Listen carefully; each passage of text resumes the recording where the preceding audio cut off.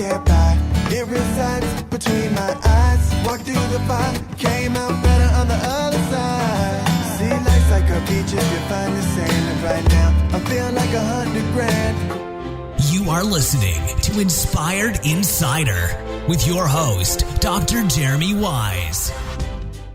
Dr. Jeremy Weiss here, founder of InspiredInsider.com, where I talk with inspirational entrepreneurs like the founders of RX Bars, P90X, Atari, and many more, how they overcome big challenges in life and business. Our sponsor today is Rise 25, which I co-founded with my business partner, John Corcoran. Rise 25 hosts in-person VIP events and masterminds for top entrepreneurs all over the country, including many in the e-commerce industry. And Rise 25 hosted events this past year in Austin, Chicago, Santa Barbara, San Diego, New York, Sonoma, Las Vegas, and probably others I'm missing.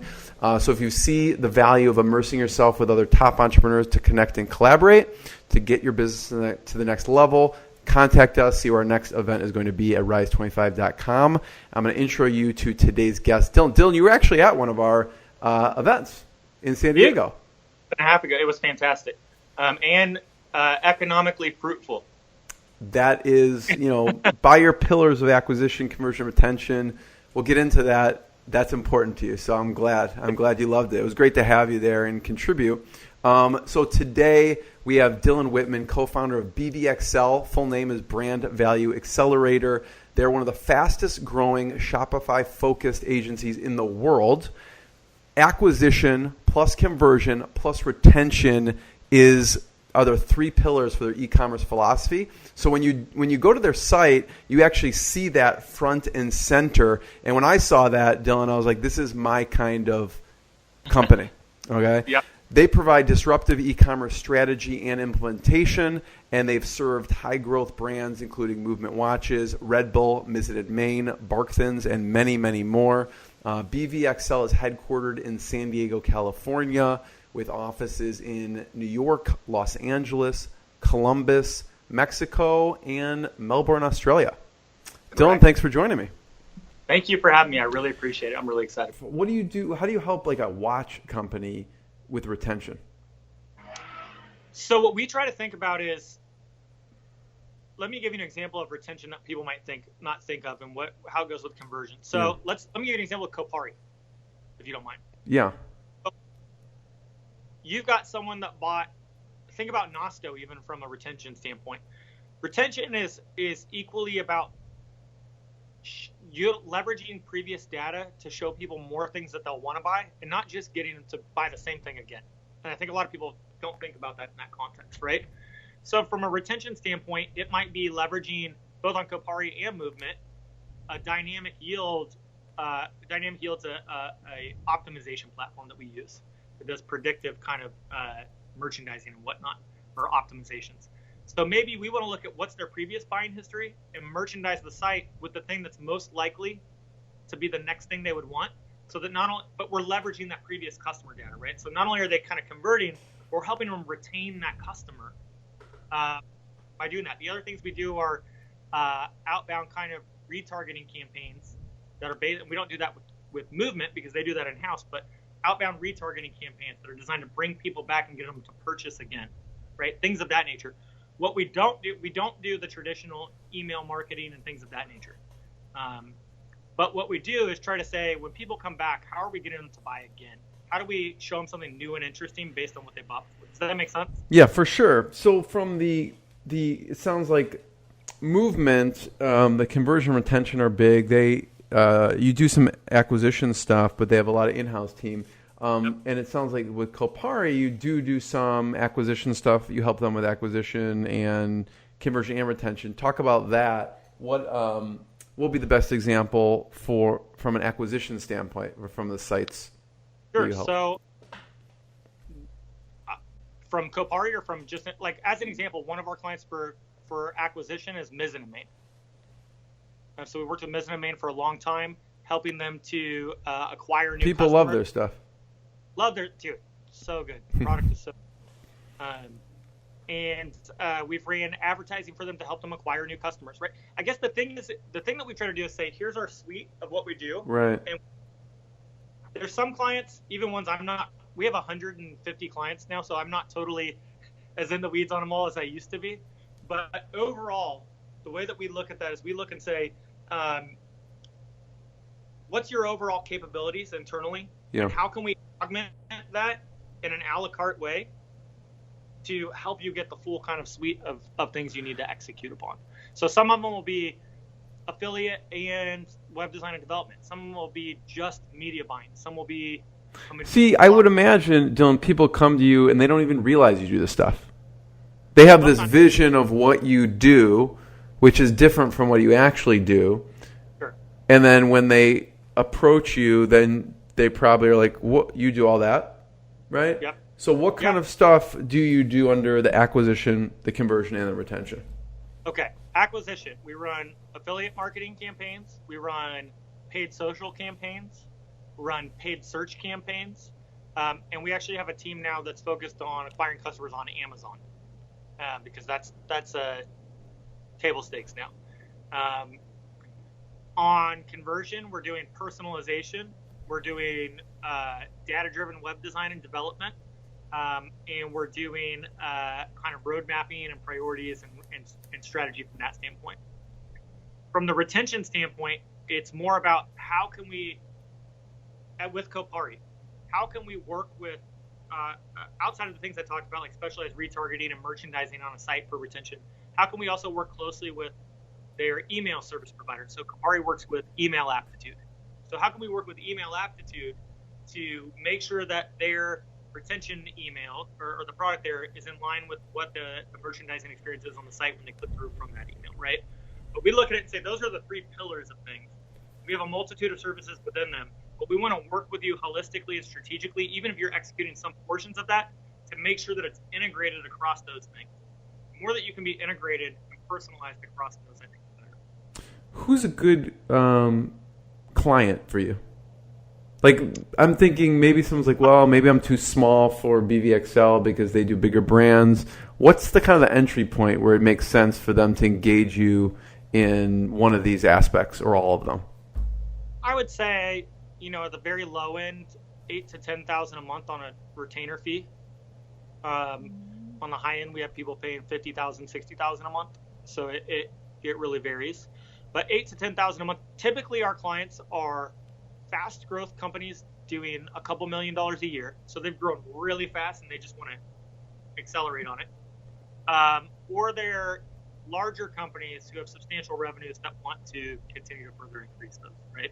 Typically a couple $1 million a year or well-funded. We've worked with a lot of people who were D2C brands who went out and raised a bunch of money and they're able to come work with us.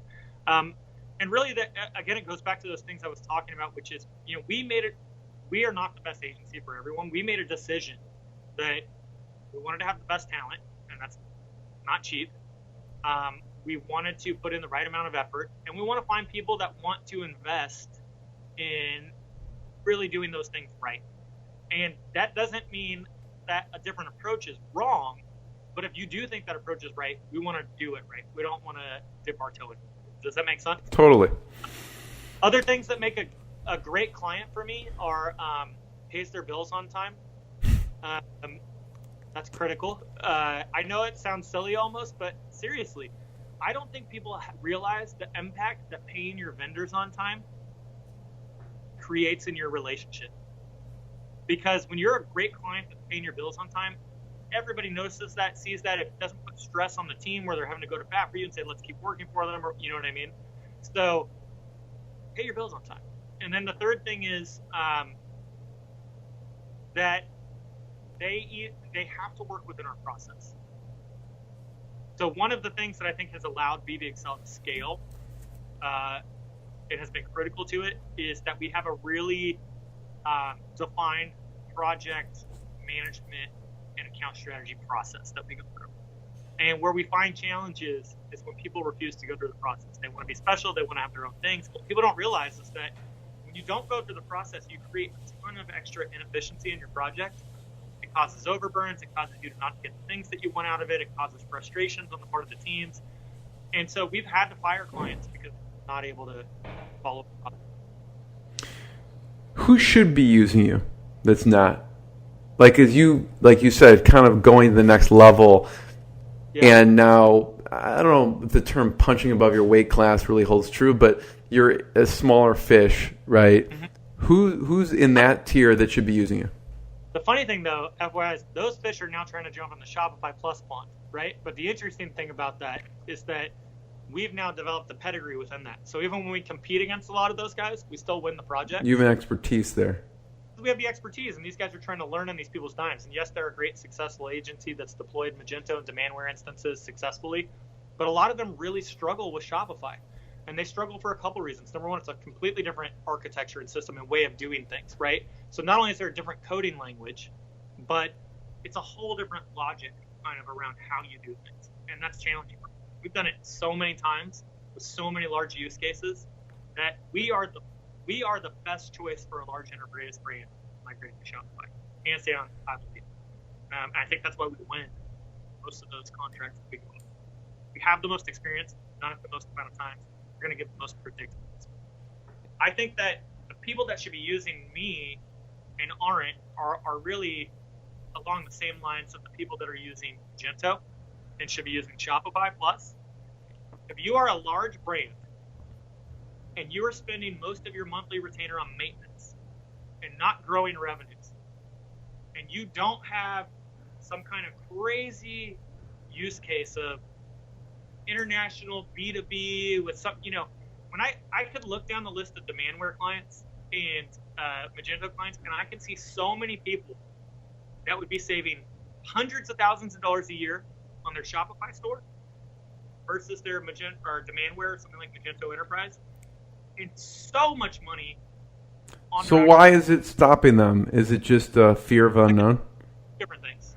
Number one is that a lot of people at these larger companies have moved up within a culture that has had to solve a different problem. Like I was saying earlier, traditional retail enterprise, because you didn't have these platforms like Shopify, was about a high fixed cost, building an investment and leveraging that to build a moat. So you're going to go in and you're going to say, I want to build the most custom, awesome, here's what I think, and here's what I think is going to be the best, and I have to do it this way because if I get this wrong, I'm fucked, right? Because it's too expensive to change it, right?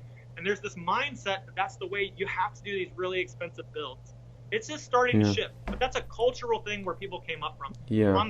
In addition to that, you've got a ton of legacy Magento and Demandware agencies that are scared shitless about the proliferation of Shopify and what that means to their business. Even the ones that are partnering and are out there, I know that they're scared of it because here's the problem.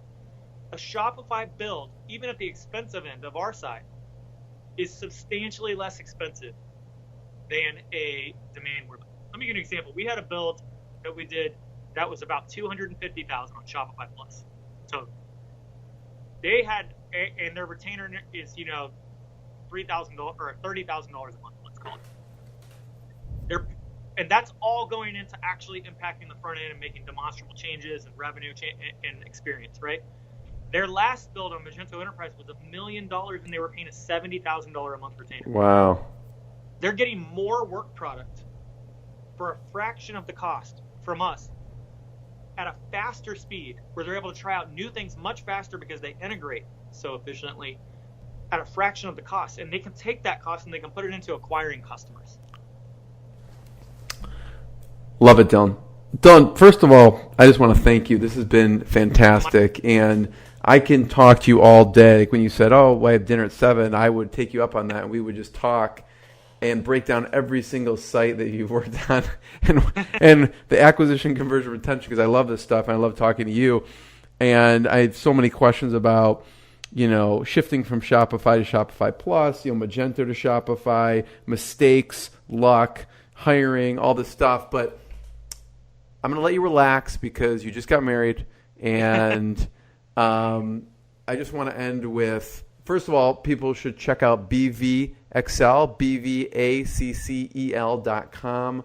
They have an active blog. You can see what they've done. They've done some amazing work, and it's all about affecting the bottom line essentially. And so I always ask with Inspired Insider, what's been the low point? Mm-hmm. And then on the flip side, what's been a proud moment for you? Because we've heard this crazy up and down roller coaster journey. Mm-hmm. I mean, the low point was definitely, the Subway sandwiches and sleeping under my desk was, and when we were down to that 80 cents, and it was like a choice of, this is fucking happening, and there's no one else in the world that's doing it but me, so I got to figure it out. Or I'm done, and I'm about to have to tell my friends and family in a couple weeks that I'm a loser, and also owe a bunch of people payroll that aren't going to get paid, and that's my reputation. That was the lowest point probably. It's funny. I don't know if it's the highest point, but it's a particular moment that stood out to me as something that was like just such an excitement for me. But when we land big clients now, I still get excited. I'm always excited. Like, I love it, right? But landing your first big client you're elated. And I remember we had been pitching a deal for Red Bull to build their Shopify store, and this is one of our first early stores. And we'd been pitching it for a couple months, and I wanted it so bad, so bad. By the way, we were pitching against John Poma. Oh, really? Yeah, I knew he wanted. If you can't beat him, buy him. No. But I remember I went to go get a slice of pizza, and I walked downstairs, and I got about halfway to the pizza place, and I got a call from the gal at Red Bull that said, "Hey, we're ready to move forward."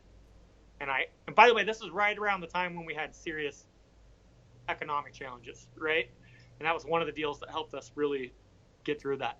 And I remember running back to the office as fast. We only had like 8 employees then or something like that. But I remember running back to the office as fast as I can and opening the door and be like, "We got Red Bull." And I was so pumped. And that's a hard moment to recreate, because even though we've gotten more substantial, visible projects now that are much bigger, and that was a relatively small project. It was the timing, though. It was the timing, and it was like, shit, a real brand that could work with whoever they want has decided to pay us money to help them. Like, we're on to something. Like, we're doing this. We're on to something. And that was a big confidence boost. Yeah. Well, congrats, Dylan. Everyone check out BVAccel.com and check them out. Thank you. Thanks. Have a good one. What I got, you can't buy. It resides between my eyes. Walked through the fire, came out better on the other side. See, life's like a beach if you find the sand. And right now, I feel like $100 grand.